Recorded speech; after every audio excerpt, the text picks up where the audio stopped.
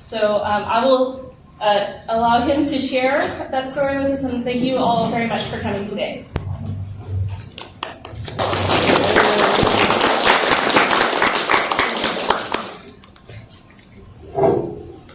Hi, everybody. Hello. I'm Jim Lynn. I'm an emeritus professor at UCSD, and I'm happy to share some history with you, also about UCSD and also about Asian American Studies. And feel free to, it's nice to talk to a small group of people, so I feel like I don't have to be too formal about it, but let's just get started. So I'm going to do a PowerPoint presentation. I think you'll find it interesting. Some of you, even some of you who are faculty, probably don't know some of the things I'm going to say, so I think it'll be interesting, hopefully for all of you. Okay, so part of this, I want to just acknowledge the many sponsors for this talk. And probably you don't know the acronym. So GROW is Growing Our Own Wisdom. Is that right, Daphne? Yeah. Close. Generating and reclaiming our wisdoms. Okay, sorry. OCA is the Organization of Chinese Americans. And APSA is the Asian Pacific Student Alliance. And why don't you just raise your hands if you're from these different organizations? I think you'll find it interesting. ADA is Our Time to Act. They're some of the sponsors. And APIMETA is the Asian Pacific Islander Middle Eastern Desi American. I hope I got that right. Yes. So all these organizations are interested in how I taught Asian American Studies back in 1986. Okay, so let's begin with the land acknowledgement. So let's see here. How do I do next slide here?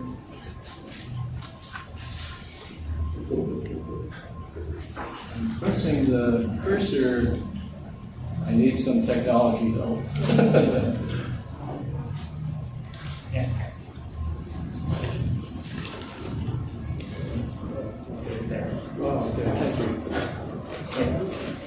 Okay, so just not very far away, about a half-hour walk from here, is this wooden carved plaque. It's in Scripps. I imagine most of you have gone down to Scripps Institute of Oceanography, and it says that on this land here is the oldest known archaeological site in Southern California, occupied by the Wahoyan Indians 7,500 years ago.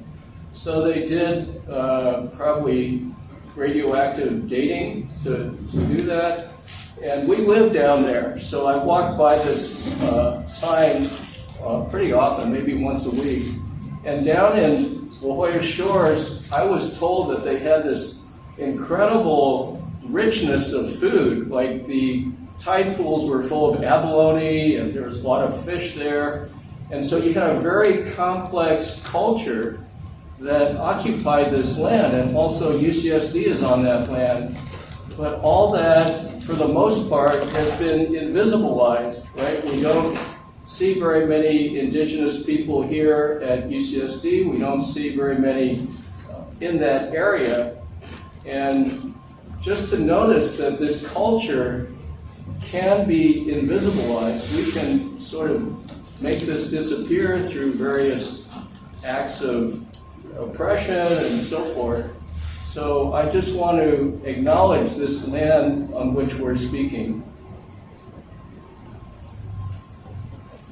Okay, let's think about Asians. Asians living in the U.S. The vast majority of this audience consists of Asians. You are Asians living in the U.S. And remarkably, there are 22 million Asians living in the U.S. So Asian American Studies, what is it? It's the study of Asians living in the U.S., their history, their culture, their literature, their immigration patterns. I'm always interested in each one of you because you have an origin story, right? You came from some part of Asia, you immigrated, maybe you're the sons or daughters of immigrants, maybe you're not American born. Each of you has this unique, rich history, and that's part of Asian American studies. And we don't think, maybe we think mainly of East Asians, but Chancellor Khosla, he's from India. He's also Asian American. The head of Google is Asian American. Indians, some people are Iranian, that's also Asian American. So it's a very broad, profoundly deep topic, Asian American studies. And when I found out there's actually a field of study called Asian American Studies, I was amazed. Okay, so let's go back to 1986. That's when I taught the first course. You might wonder, what was San Diego like in 1986? And I know Peter, he's a bioengineering prof, he was back there in 1986. But most of you were not here in 1986. What was UCSD like? Well, now UCSD has over 40,000 students, of which 1/3 of them are Asian. But back then, in 1986, UCSD was 14,000 students, of which only 1,500 were Asian students. Very few students knew what Asian American Studies was. It was a new field. You know, it was maybe at most 20 years old, started in the mid-60s. And so when I taught the first course, they were very reluctant to take a course in Asian American Studies. Why? It didn't fulfill any requirement, right? And you know, it's like pulling teeth to get people to take a course that doesn't fill any breadth requirement.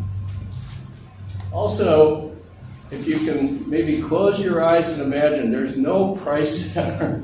There was an old student center, which is still there. The student center didn't have any furniture, so we used to sit on the floor with 2-liter Coke bottles. There was no furniture. There was no cross-cultural center. Of course, conceptually, right, there's no critical race theory, no concept of decolonization. And then technology-wise, there's no email, there's no cell phones, there's no internet. So to advertise, to get the attention of students around Asian American Studies, you couldn't use these things that we have now.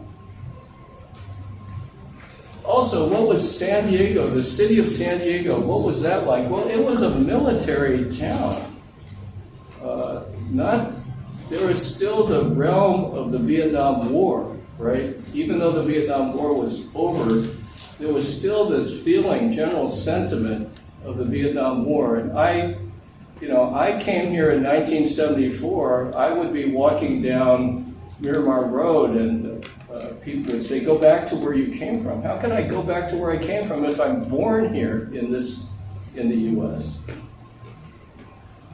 So I had to figure out some way to generate interest in this topic, right? Nobody knew what it was. What is Asian American Studies? But I believed, that I could institutionalize a program in Asian American Studies. But I needed some way to capture the attendance of the students, capture the attendance of the administrators, capture the attendance of the public. Their mindset was not Asian American Studies is something worthy of studying. So what I did is I made this poster. And luckily I held on to this poster. This is 37 years old. This was my poster. And I had this made by Muir College. Actually, John Stewart was the provost of Muir, and he agreed to help me with this course. And if you'll see, this poster has a poster within a poster. And within that poster, I burned a hole in that poster, and I put a photograph of Min Yasui. Min Yasui was my keynote speaker. So this poster, imagine, only 14,000 students on campus, a tiny, quiet campus. And also, there's kiosks, right? A lot of kiosks on campus. These kiosks usually had 3x5 cards saying, can you be my roommate? I have an apartment. I'm looking for people to room. Occasionally, very remotely, you'd have this, maybe some flyer for some rock concert. But now every kiosk had this poster a month before my course. And the poster said, Asian American Studies class, contemporary issues, spring quarter, keynote speaker is Minoru Yasui. Nobody knew who Minoru Yasui was. The title of his talk would be Liberty and Justice for All. And this talk would be given in the very largest auditorium on campus. Back then it was Peterson Hall 108. So you have to, now there's just huge auditoriums everywhere, right? But back then, that was it, Peterson 108. And some of you have probably taken classes at Peterson 108. I've taught in Peterson 108, calculus and stuff. But that was the very largest class. And then within this big poster was this little poster, instruction to all persons of Japanese ancestry. You have to report to different relocation centers. And here's the picture of my speaker, Min Yasui. The title of his talk would be Liberty and Justice for All. And my class, below I say, what is this class about? Let me see if I can find that. Let's see. It is also a personal development class for Asian and non-Asian students to rediscover their ethnic heritage in the United States and its relationship to the treatment of Asians in America. That's what I wanted to talk about in my course. Of course, I'm a math professor. I have absolutely no training in teaching this. Your average person who teaches Asian American Studies has at least gotten their bachelor's in Asian American Studies. Many of them have gotten their master's, and then they're hired to teach somewhere. I had no training at all. So that's part of my story. Okay. So what is this thing? I had to hope and pray that this lecture given at 8 p.m. in Peterson Hall 108 would somehow attract a large number of people and bring awareness about what Asian American Studies is. Okay, so what's the story? You do something? Just to the camera. Look into the camera. Yeah, so what is the story of this lecture? Liberty and Justice for All. Well, back in World War II, you recall that the Japanese bombed Pearl Harbor. And so it turns out that after that, there was this incredible war hysteria broke out. People really panicked. This was a huge shock. And part of the panic was that people speculated that Japanese Americans living on the West Coast were giving secrets to Japan about when to bomb the West Coast. And so this was supported not just by the military, but people like Walter Lippmann, who was a national syndicated journalist, spread rumors that it's possible that the Japanese on the West Coast could be spying. They're spying, and so therefore we may have to worry about, the people on the West Coast could be bombed at any time. Also, Earl Warren, Attorney General of California, also supported that idea. He said something like, well, since they haven't bombed the West Coast yet, that's more evidence that they're going to bomb the West Coast in the future. I mean, what kind of statement is that? Pure racism. And so Franklin Roosevelt said, look, let's have our military examine whether this is a possibility. Are the Japanese Americans really possible spies for the people in Japan? And so this was the question. And John DeWitt, the general, said, you can't tell one Jap from another. The only way to secure and make this a secure place is that we have to relocate all the Japanese Americans living on the West Coast. We have to relocate them inland. And you may think this is a historical thing. It doesn't affect you, or it doesn't impact your personal life. But my wife is of Japanese American descent. Her mother and father were relocated to these internment camps. And in San Diego had 2,000 Japanese Americans. They were all sent to these camps. Now, what's the consequence of being sent to the camps? Well, the consequence is that many of you are classified as illegal aliens, so your bank accounts are frozen. And so you can't pay the mortgage on your house or your business. And so a lot of these people were sent to the camps for the duration of the war, and they lost their homes, they lost their businesses, and I think the worst thing that happened, at least by Asian cultural standards, they lost their reputation. Right? They're always looked at as potential spies. So what was Min Yasui going to talk about? Min Yasui's talk was titled Liberty and Justice for All.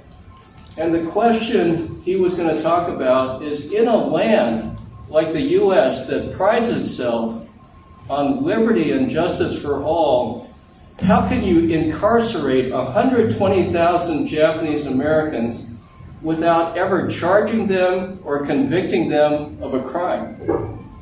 And that's what happened. 120,000 Japanese Americans were sent to these camps, and even after the war was over, not a single one of them was even charged, lest convicted of a crime, and they lost all their livelihoods.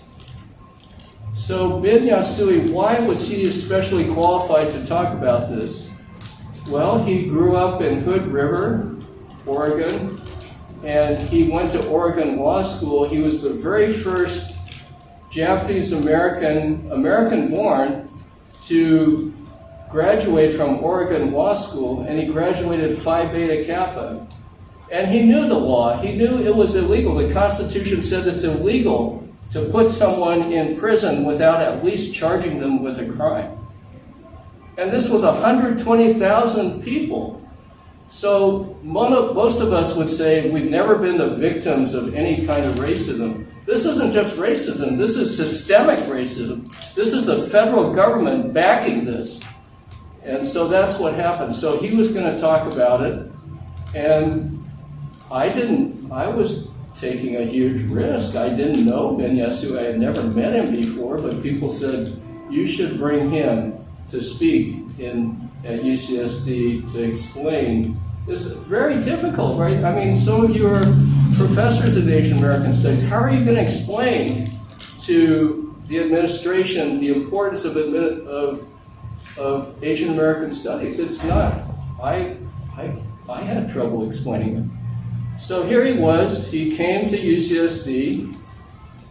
I put him up in the Muir Apartments, and he turned out this little tiny man. I thought, oh, wow, he's such a small man. And he dressed perfectly tailored suit and tie. He was often had a pipe in his mouth. His white hair slicked back, Coke bottle glasses, diminutive. Kind of like if you saw someone like him sitting on a bench, you couldn't imagine this man could be so persuasive. And so here he was. I had just talked to the chancellor a couple days before, saying, you should institutionalize this program in Asian American Studies. And the chancellor was very discouraging. He said, I don't think we're going to do that. Why should we do that? If anything, any kind of Asian studies is studying Asians in Asia. That's such a complex culture, so many different languages, religions, music, all that stuff is much more profound than Asian American Studies. I don't see why we should support this program. So that's how I entered Peterson Hall. Min Yasui dressed in coat and tie, very neatly dressed. I put on my best coat and tie as well, which I don't normally do. And I sat at the podium. I'm going to introduce this man and say, well, this is Min Yasui. He's sort of a rabble-rouser, social justice person. And he went to Japanese school and flunked out. His parents sent him to Japanese school, and he took it for 3 classes and just couldn't do it. But he was an Eagle Scout, and he was very patriotic. And he's going to talk about how can you put 120,000 Japanese Americans in camps without charging them with a crime. At the time, I was thinking, oh, this isn't going to work. We're not going to convince the chancellor. But it was at 8 p.m. in Peterson Hall. He was a Regent Scholar. I had applied. There was a competition among all the UC campuses for Regent Scholars. And I said, a Regent Scholar has to be in a field that's not covered by any department. And so we didn't have a law school here, and Min was a lawyer. So I applied, and in competition with all the campuses, we won this. And so Min was going to come as a Regent Scholar. He would come for 3 or 4 days. He would give lectures in 3 different places. He would talk to my students, and he was sort of going to talk this keynote lecture, the Regent's lecture, at 8 p.m. So I introduced him, and then, I thought, how can this man be commanding as a speaker? Well, now that I look back, he was kind of like me. I believed something impossible. I believed I could institutionalize Asian American studies. He believed he could prove the government was completely wrong. So that we're just both kind of wild people with dreams in our minds. And then he also was very American. He was patriotic. He believed in the American dream of self-expression, self-determination. He was totally loyal. He spent most of his life helping his father's business growing fruit in Hood River, Oregon, and helping with his father's business. But then he discovered that when this relocation order came up, his father was separated from the family because his father was a prominent person in Hood River, and so he was a potential spy. His mother was, and as the rest of his family, were sent to the camp. And so he had suffered quite a bit. He knew that this was legally wrong. Well, his voice was totally surprised me. He had the voice of an opera singer. He could boom, and he would pound the table. How many Asian men do you know who pound the table? How can I be accused of espionage? Can you believe that? Well, that's what happened. He pounded the table, and he disarmed the audience. 400 people in Peterson Hall were disarmed by this. And at other times, he would whisper. He would ask. He would say, he would talk to his mom and say, "Mom, I know this is probably outside of the Japanese cultural tradition.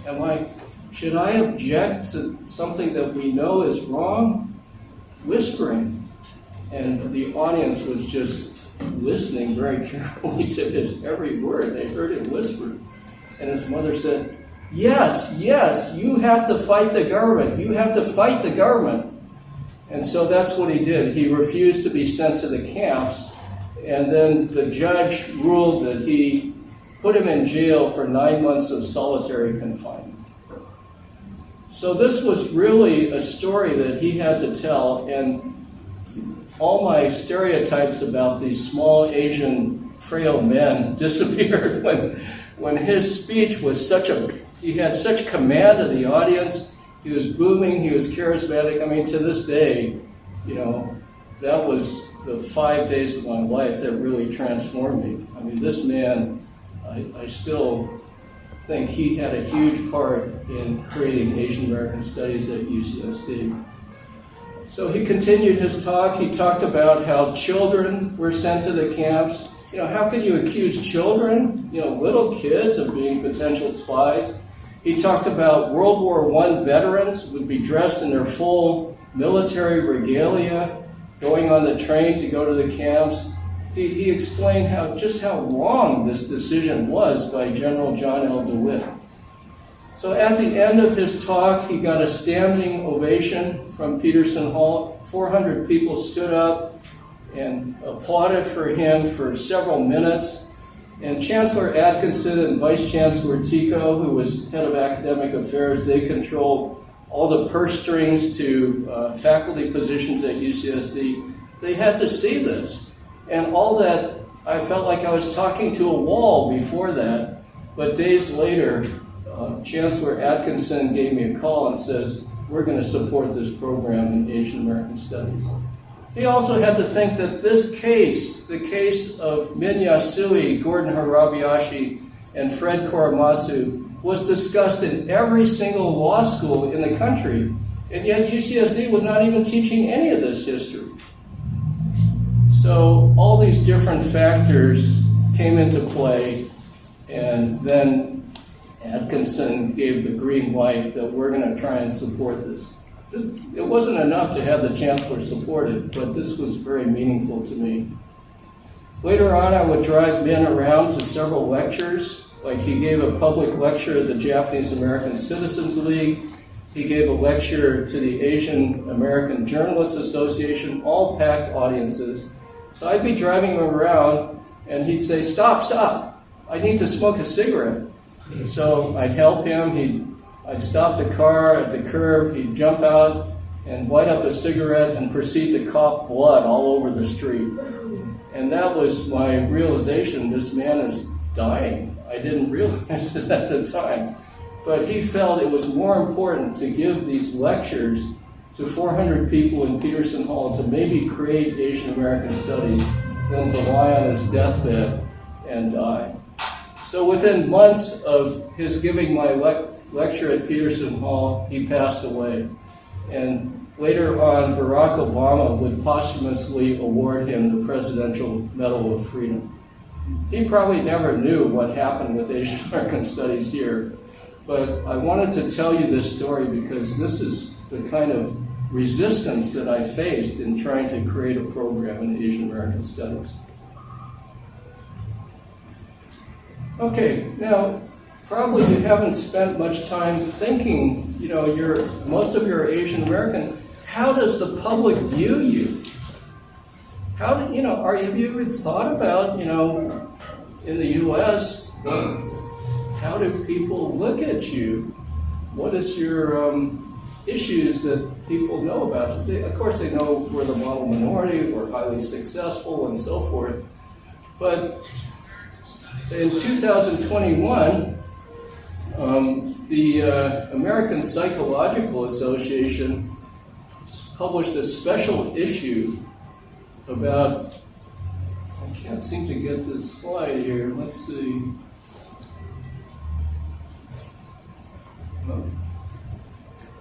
So anyway, they published an issue, the special issue on Asian Americans.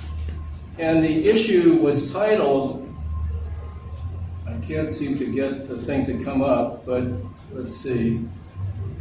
It said, Asian Americans, what is the mental health of Asian Americans? Asian Americans rendered invisible. So again, that term, invisible, is something that I want to bring your attention to. Are Asian Americans a model minority or a marginalized minority? So we don't, most of us go around, we have our great careers, we don't think about how the world encounters us, what's going on in the internal dialogue of other people who see us. Except we know that in the last 2 years, there's been over 11,000 recorded incidents of anti-Asian hate, and that puzzles us. But if we're rendered invisible, like the Native Americans, it's possible to disappear any knowledge about us. And that's what's going on now. It's backed by the American Psychological Association. So you need to have that awareness that if you're Asian American, you're walking around, people may have that dialogue. They just don't know who you are.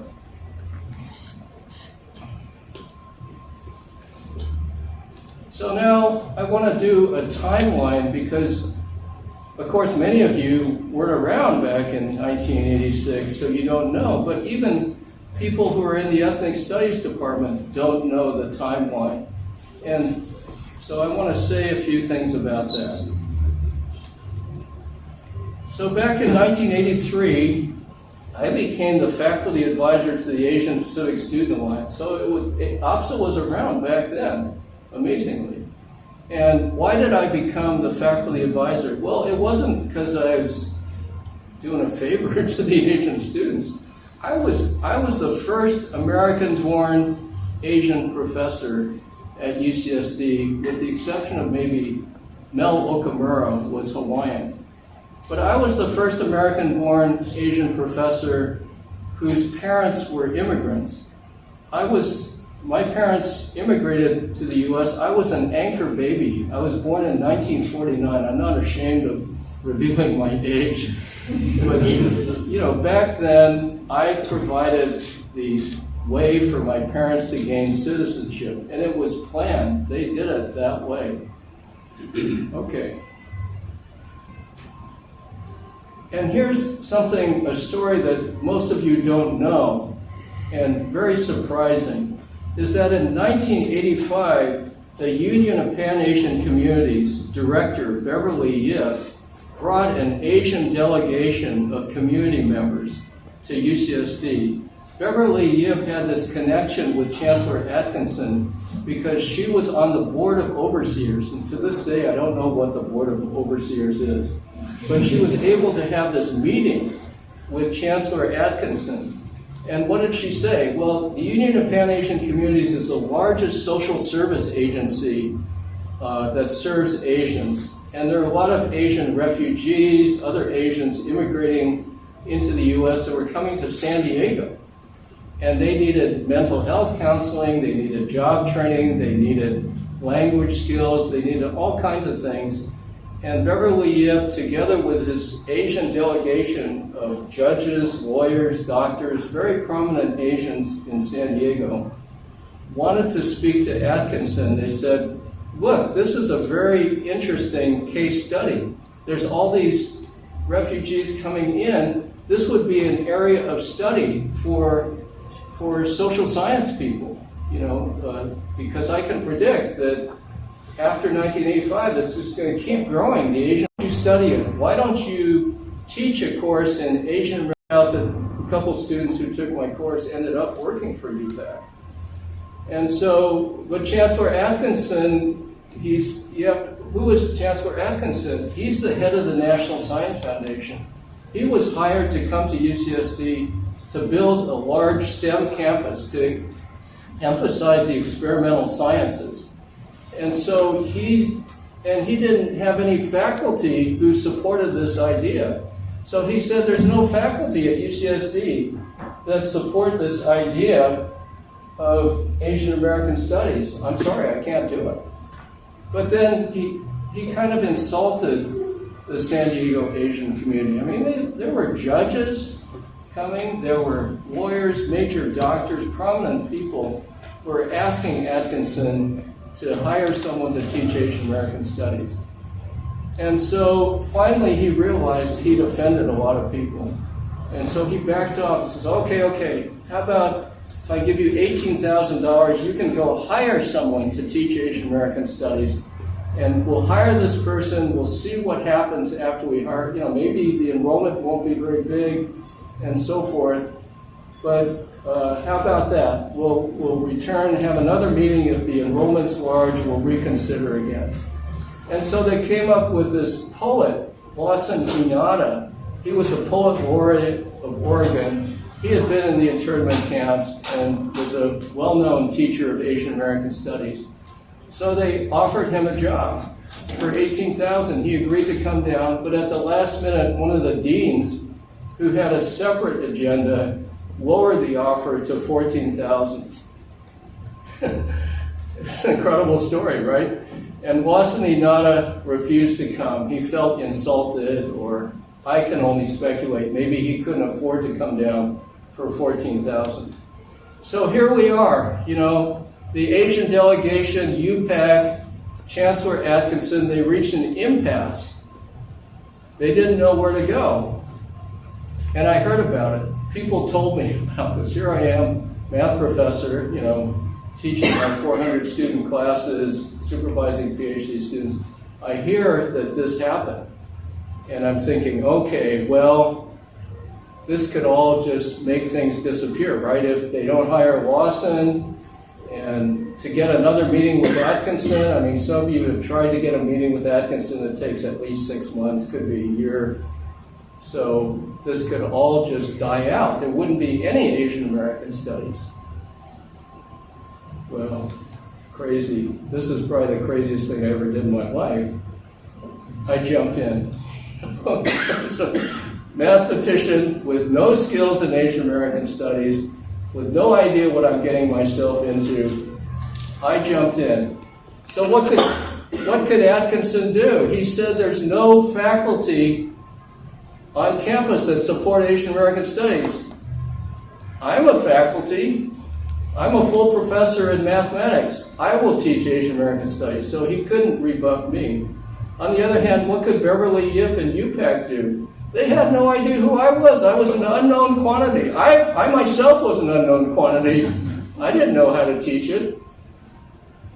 But they weren't about to refuse, and they'd have to arrange another meeting a year later with Atkinson and try again.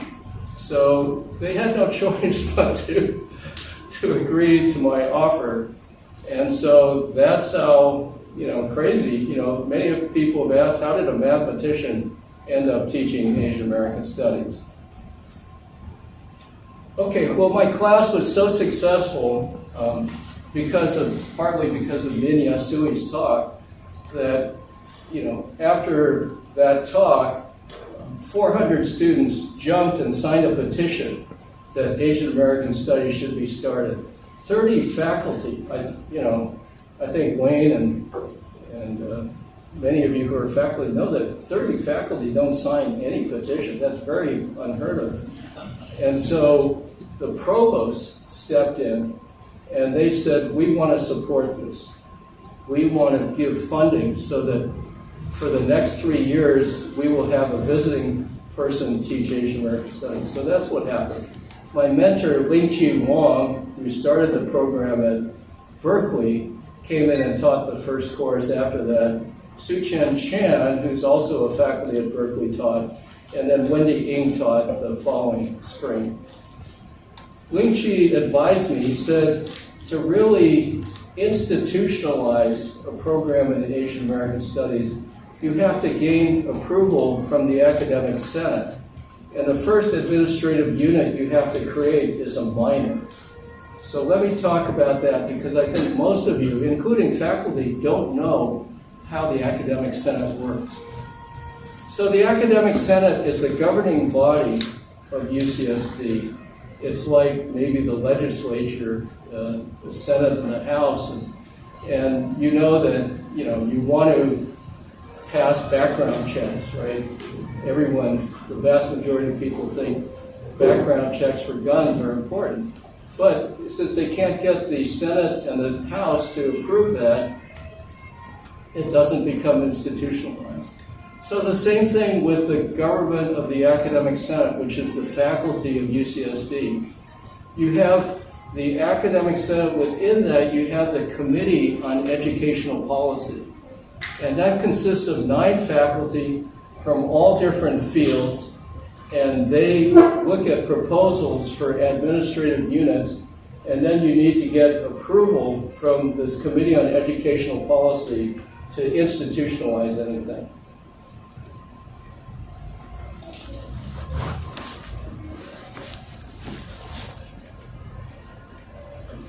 So Ling-Chi wrote the proposal for a minor, in Asian American Studies. What's a minor? Students know what it is. It's like a menu of courses, right? If you take 6 courses from this menu, then you qualify for a minor. It appears on your diploma and often helps you with getting jobs when you graduate. But also it has affiliated faculty. Those faculty belong to different departments, and so they teach courses in the minor. And so then, roughly that's all you need to know. Let's contrast that with a major. What's a major? A major is a much more powerful administrative unit. A minor cannot choose its own faculty. A minor is beholden to other departments. So if you want to hire someone in Asian American Studies, they'll be housed maybe in literature or sociology, something like that. You have to ask those departments to hire someone in that field. So, but the beginning unit is this minor. So Ling Chi wrote a proposal for this minor, and basically I joined the Committee on Educational Policy, which I had no training in at all, and I soon found out that to bring this minor proposal for discussion, you had to be on the agenda, but the chair of the Committee on Educational Policy had his own agenda. And so I spent a whole year on Committee on Educational Policy. I could never get my minor put on the agenda. So the next year I became the chair of the Committee on Educational Policy. And the first thing I did once I became the chair, the very first agenda item was this minor proposal in Asian American Studies. Okay, so what happens when you discuss it? Well, of course, I brought out the 400 student petition, I brought out the 30 faculty petition, I brought out the success of the classes taught before by Ling Chi, Su Chen, and Wendy. I said we have enrollment, we have petitions. I also had a petition, a letter from Willie Brown, Speaker of the House of the state legislature. I had a letter from Yori Wada, the chair of the UC Board of Regents. I had a lot of ammunition. I had organizations, community organizations that supported this idea. And who were the faculty on the committee? Well, you had 9 faculty. So you had a literature prof, you had a physics prof, you had a history prof, theater and dance prof, anthropology prof. So you had profs from all different fields reading this proposal, and they had never heard of Asian American Studies, so they were being introduced at the time. And so the discussion for 3 hours, boiled on these topics: good enrollment, popularity, petitions, community organizations that support this idea. So there was one dissenter, and that was the anthropology professor. And the anthropology professor had the argument that Asian American Studies is not a credible field, right? It's only 20 years old. There's not that much scholarly research done on Asian American Studies. And how do you know it's just not going to disappear? There was a major book at the time called The Declining Significance of Race. And various social science departments stood by that book. They said, race is not going to be an issue that's going to be important in the future, so we shouldn't hire anyone academically in this area. And of course, a few years later, there was the Rodney King riots, the biggest race riots in Los Angeles in the history of the country, but we couldn't stand up to that. So it boiled down to the last end of that 3-hour meeting. We finally said, let's do a literature search. Let's see how much scholarly literature is written about Asian Americans. And I thought, this is the end. It's going to get voted down. So I went to the library. I asked the central librarian, print out for me all the known research in Asian American Studies. Let's see what it is. And so the next meeting, I go to the library. I pick up this 1.5-foot stack of computer paper. I don't know if you remember back then, it was green and white lined computer paper with holes on the sides so the teletype machine could print it out. And I didn't know what I was bringing back. So I bring it back at the beginning of the meeting for a half hour. Everybody's looking at this computer printout. And then at that moment, the anthropology prof says, this is really interesting. There are scholarly publications in Asian American studies from top universities in the country. I didn't know that. Not only are there top universities publishing, but the number of young scholars who are doing this is comparable to the number of young scholars in anthropology. And I don't remember anything else after that meeting. That was it. That was when suddenly the idea of Asian American Studies as a minor was voted unanimously by the committee. So behind all this academic senate stuff that most people don't understand, that's what happened. Okay, so then I find out, and partly due to Defty Dwan, who uncovered this 350-page archive of letters to Chancellor Atkinson about my course, I find letters in this archive from the Chicano Studies faculty and the African American Studies faculty, because they had minors as well. And those faculty said, we've encountered resistance in trying to place our faculty in different departments around the country. But now that this minor in Asian American Studies has been approved, we now have a minor in Chicano Studies, we have a minor in African American Studies. Together with the minor in Asian American Studies, we're going to write a proposal for the creation of an ethnic studies department, and we can now bypass these other departments that resisted hiring. Because the department, of course, has a major, but it also has the power to choose their own faculty.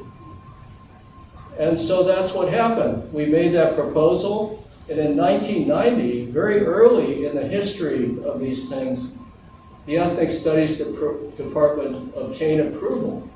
And so suddenly you had a department.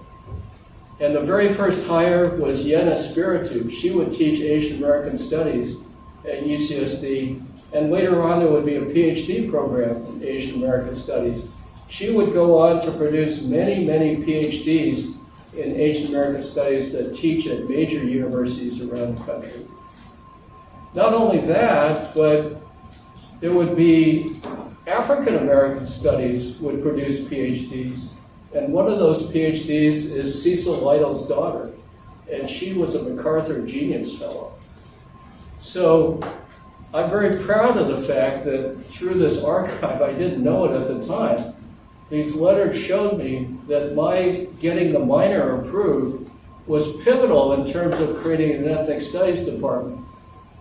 Without this minor, you wouldn't have a Yena Spiritu. You wouldn't have a Wayne Yang. He was hired in ethnic studies.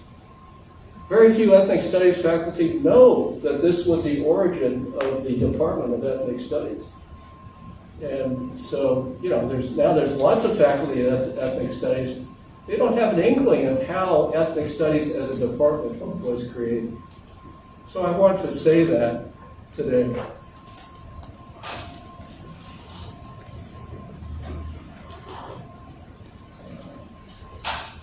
Okay, so 2014, so this is 25 years later, a long time after the Ethnic Studies Department, a long time after I created the minor in Asian American Studies. The Coalition for Critical Asian American Studies, this is a group of maybe 10 students, had a meeting with the Vice Chancellor for Equity and Diversity, this was Carol Padden at the time, and they said, okay, even though the minor in Asian American Studies was created, there was no one to chair that minor. And so through student activism, they argued that we should create a minor, meaning we need some faculty person to chair the minor, we need a menu of courses created, we need catalog copy and administrative help to run the minor. That hadn't been created. I understand why. I think the urgency to create an ethnic studies department was greater than the urgency to create the minor. And so they did that, and then, again, my dates might not be totally accurate, but a history professor, Simeon Mann, agreed to chair the minor in Asian American Studies. So he created that menu of courses. He got administrative help to supervise students to see if they fulfilled the minor. And since then, there are many people who have graduated with that minor. And so that's a very significant thing. But I want to address this issue. I think there's some basic gossip among students that Asian American Studies was started by student activism. Well, I'm one of these old guys that knows the history. Let's think about it. Student activism didn't create Beverly Yip, right? Who had this meeting with Atkinson back in 1985. Student activism didn't create my teaching the course, didn't create Amin Yasui, did not create the minor. All these things required faculty. So when you look at the history of Asian American Studies, it was created by a number of different forces. It was created by the San Diego Asian community and Beverly Yip. It was created by me, who agreed to teach it. Students couldn't become members of the Academic Senate. They couldn't sit in on those meetings to create the minor. So student activism played a role, but if you look at catalog copy for the minor, it seems to have an unbalanced emphasis on student activism and very little balance on these other people who really, Min died to give that talk. So that's why, obviously, I'm opinionating. I'm not giving you objective fact. Okay, so what were the challenges I faced? I had absolutely no background in Asian American Studies. I sat in on a course, Ling Chi visited the campus, and he gave a course on Chinese American history, and maybe I went to 10 lectures about that. That's my total background. Plus, as a math professor, I had duties in math. I was the grad vice chair of the math department. I supervised 100 PhD and master's students. So I had all these things, and I never told the math department. I kept them secret. I never told them I'm going to teach Asian American Studies, because I knew on some level the chair was not going to improve. So that I had these challenges. So how am I going to teach a course that would provide any kind of value to the students? Back then, Asian American Studies, you had this, what do you call it, a manual or something, a printout of articles in Asian American Studies, and people would sort of be self-taught. They'd go through this, read these articles, and discuss Asian American Studies. But, I wanted something more. I had this goal of institutionalizing the program. Also, I owed something to the San Diego community and UPAC, right? They were the ones who really reached out and started this whole ball rolling. How could I build connections with the San Diego community and UCSD? And of course, after my course is taught, what do the students get out of the course? So I want to spend some time answering those three questions in the next couple minutes. So how is my course going to provide value to students? Well, I was a mathematician, and if you're an Asian mathematician, you're very self-reliant. You don't go around asking for help. But I was caught. I just didn't feel I could adequately teach it. I could teach a mediocre course, but I wanted to teach a course that would really transform the students. So what I did back then, as I said, there are no cell phones. They had phone cards. I used my phone cards to call long distance. And I gave this little 2-minute speech. I said, hello, my name is Jim Lin. I'm a math professor at UCSD. I want to institutionalize a program in Asian American Studies. And your name came up as a very significant person who could make a difference in my course. I'd like to invite you to give a lecture in my course, and I can't pay you anything. I only have that $14,000. I can pay for transportation, I can pay for meals and lodging, but that's it. But trust me, if you came and spoke in my course, you would really make a big impact on the course. And so this was a desperation effort. I thought everybody's going to turn me down. Why would you answer some math prof that's originally confusing? Why would you fly out to San Diego? Why would you stay overnight and give a lecture? It's just, there's just too many questions. Well, remarkably, these people agreed to come. I think maybe they thought sorry for me. I'm not sure. But Peter Irons, Min Yasui, Lawrence Yip, Elaine Kim, Ling-Chi Wang, Lucy Cheng, Norman Mineta, Lawson Inada, Yori Wada, and Tommy Wu. So I want to talk a little bit about these people. There's 10 weeks to a spring quarter, so each week they gave a lecture. What did they talk about? Okay, I've already talked about Min Yasui. Let me talk about Peter Irons. He was a political science prof here at UCSD. What did he do? And he's not Asian. During the internment, he knew that this Supreme Court case that was studied was one of the worst decisions by a Supreme Court to back the internment. So back then they had the Freedom of Information Act. So he went to Washington, D.C. and went to the Library of Congress, and through the Freedom of Information Act, he says, I want all materials about the decision. How did the military come to the decision to put the people in camps? And remarkably, this librarian came back with a box of research, and she wasn't supposed to give it up to him.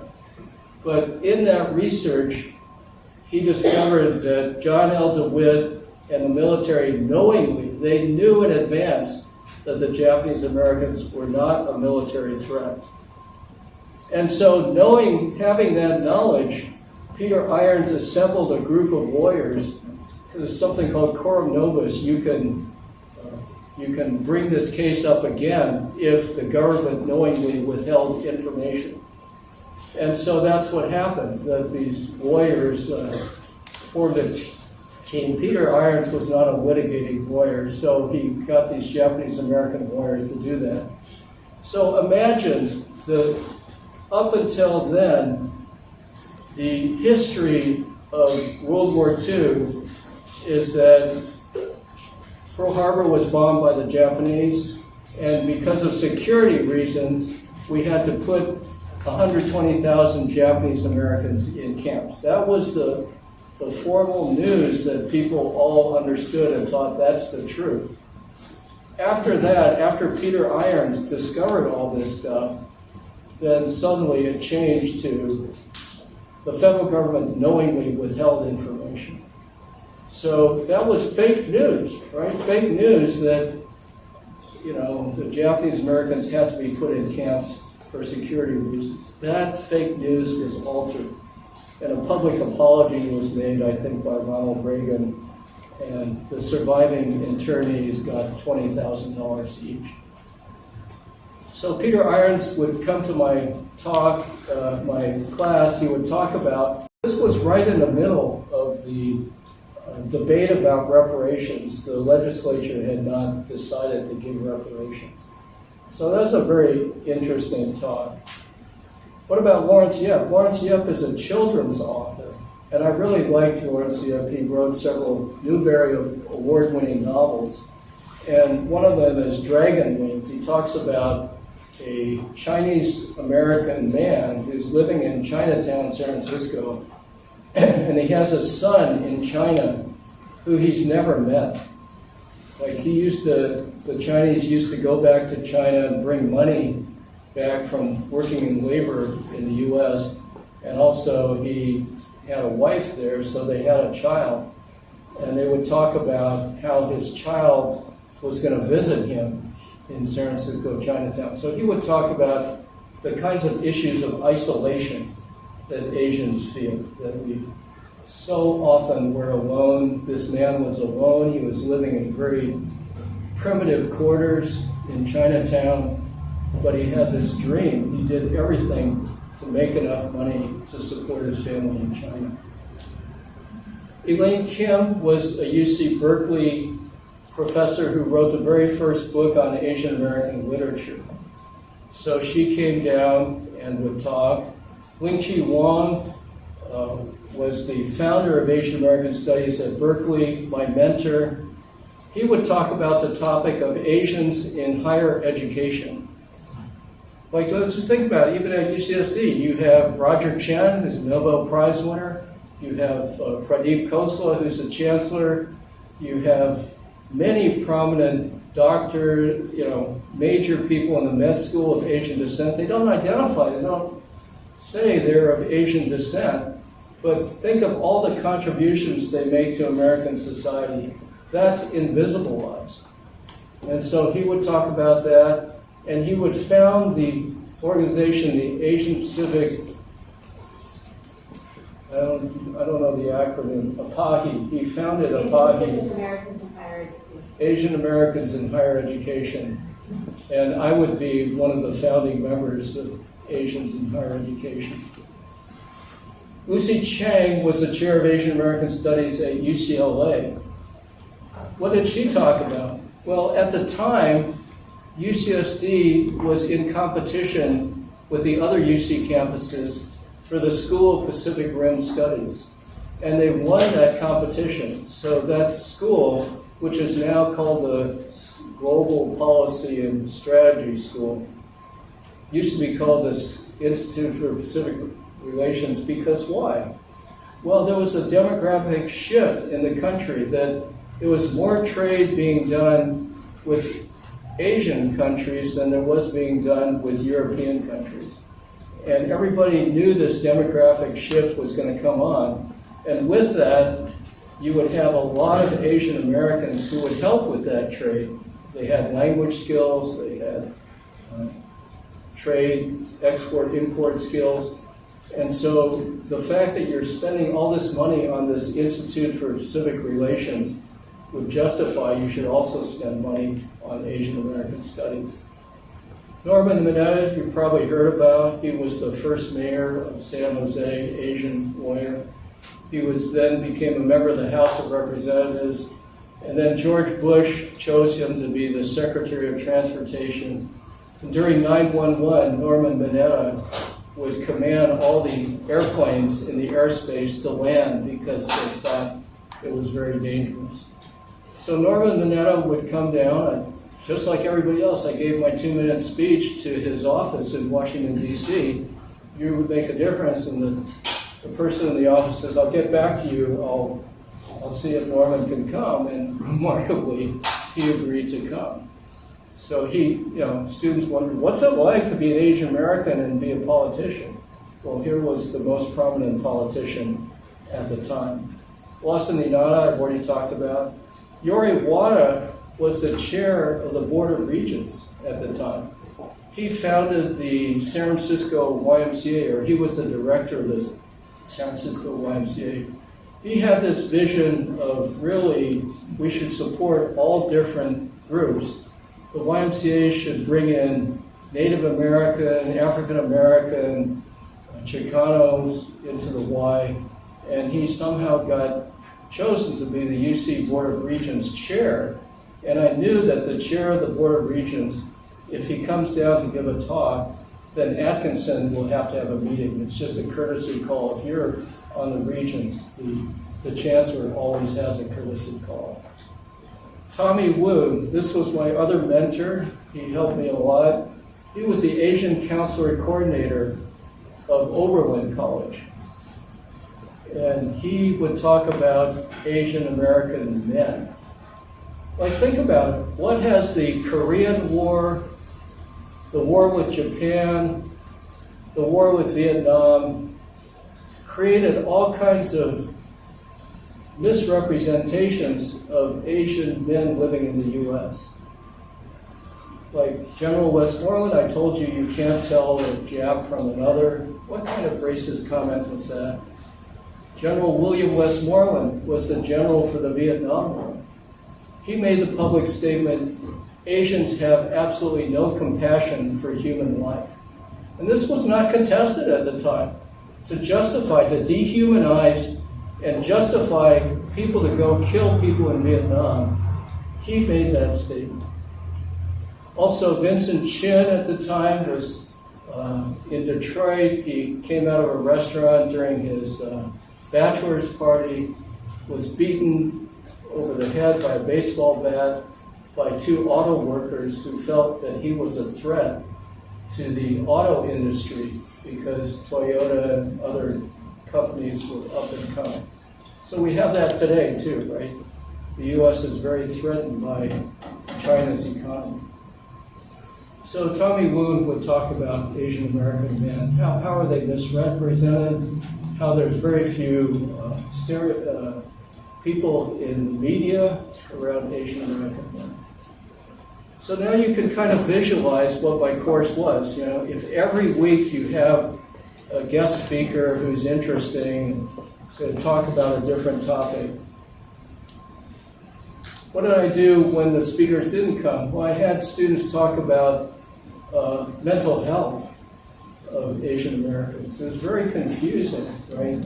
Where do Asian Americans belong? If you're told you have no compassion for human life, if you're told that you can't tell one from another, if you're told that you don't belong, there was a long history, Asian American history, of Asians being expelled from all different places on the West Coast, like Los Angeles, San Francisco. They've all made public apologies about how they burned down Chinatowns, how they hung Chinese people.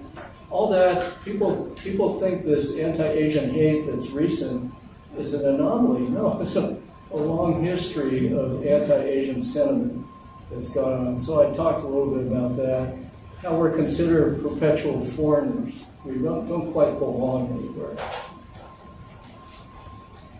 Okay, so what's the other question? I wanted to say, how can I build connections with the San Diego Asian American community, right? UPAC, the San Diego Asian community were very brave to make that appointment with Atkinson. I owed them something. So what I did was I had a potluck with the Asian American community, and I held my class from, for some reason these things are not coming up, but I held my class Tuesday, Thursday from 4 to 5:30. And so actually 15 community members would come to my course. How often do 15 people pay parking and find their way around to come to a class? Well, 15 of them came. Dorothy Hom, who's the wife of Tom Hom, you may have heard of, came. All kinds of people. And in the potluck I say, look, I'm going to have these speakers coming to my class. Would you host them? You know, after 5:30, we'd have a dinner.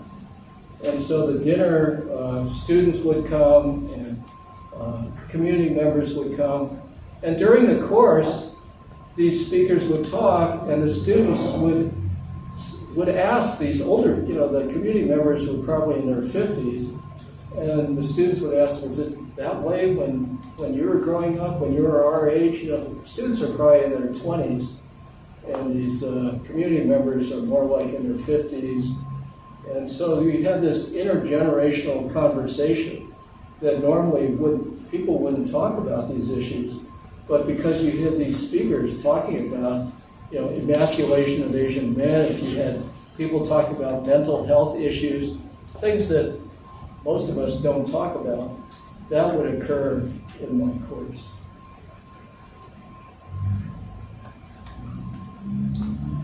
So now I want to answer, what did students get out of the course? They've been through this course. And so this is also, Daphne's archive helped me because I found letters from some students of the class. This guy is Ming Leung, and he wrote this letter to the chancellor. I'm just taking some excerpts.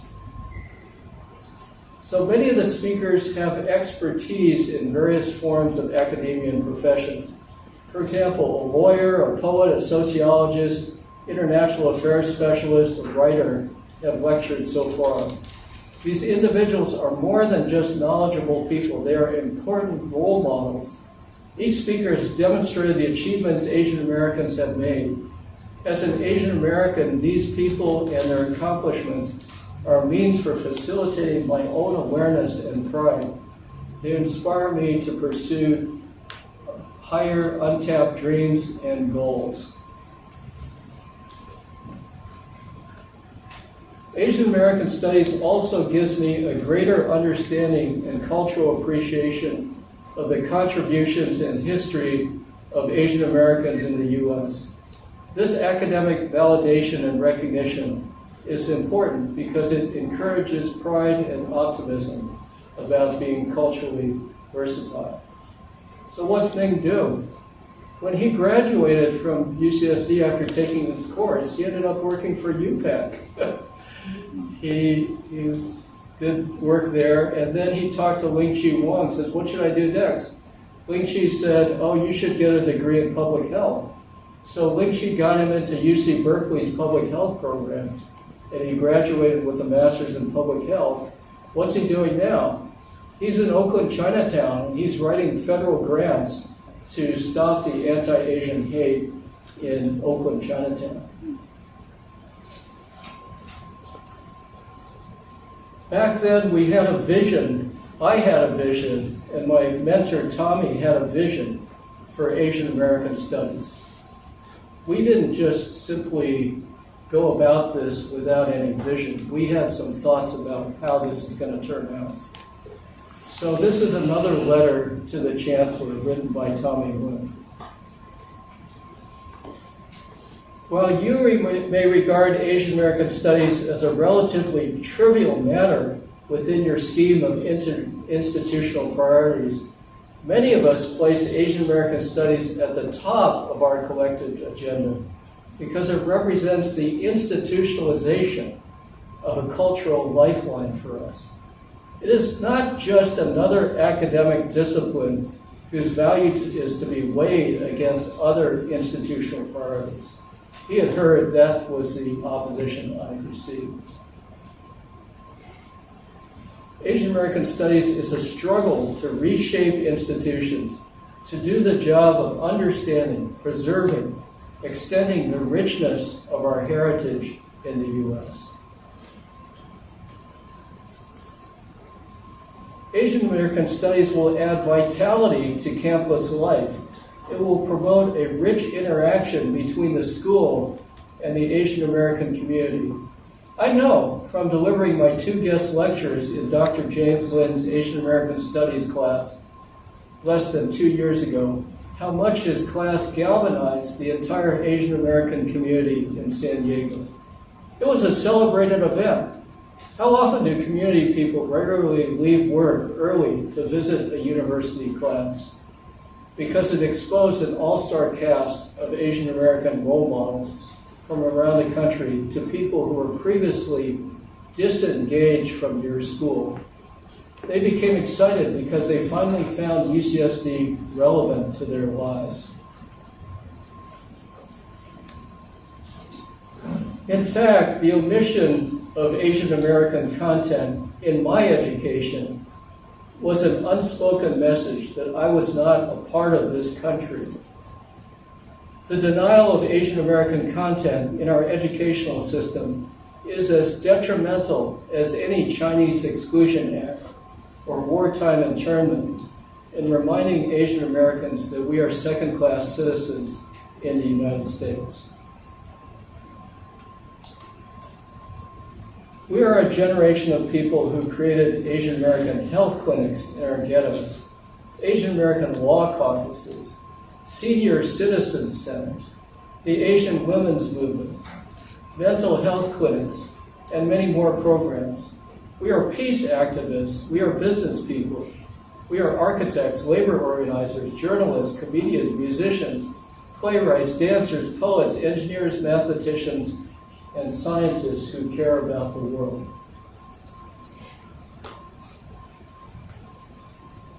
We are asking institutions to recognize the need to nurture our intrinsic desire to study the threads that bind our people. Because without this clear definition of who we are, we cannot weave ourselves into the tapestry of the United States. No program in higher education can claim to be affecting Asian Americans in the ways that I have described. Okay, so we've looked at this long journey. I started in 1986. Now we're in 2023. What's happened since 1986 to 2023? Well, those of you who are students can't imagine, but now our population of students is 40,000 students walking around UCSD, of which 1/3 of them are of Asian descent.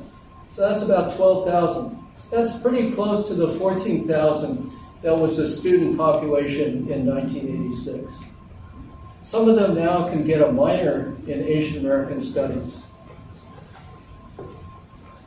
Now we have an Ethnic Studies department, and tenured faculty can choose their own faculty. That was a huge fight, huge resistance on the part of Chicano Studies, African American Studies, and Asian American Studies. Ethnic Studies now produces their own PhDs in Asian American Studies that teach in major universities around the country. I think of Linda Vo, Long Bui, students of Yena Spiritu are teaching in major places around the country. Last week, Becky Pettit, who's our Vice Chancellor for Equity and Diversity, announced that we now have the rights to apply for an Onapisi grant, Asian American, Native American, Pacific Islander federal grant. And with that grant, money will come in for potentially building an Api Meta Center, very much spearheaded by Wendy. She's done the heavy lifting to do that. In the meantime, in the New York Times, Dartmouth mentioned they're trying to begin at the beginning. They're trying to institutionalize Asian American Studies. They've got to take this journey that we took in the last 37 years. Okay, thank you.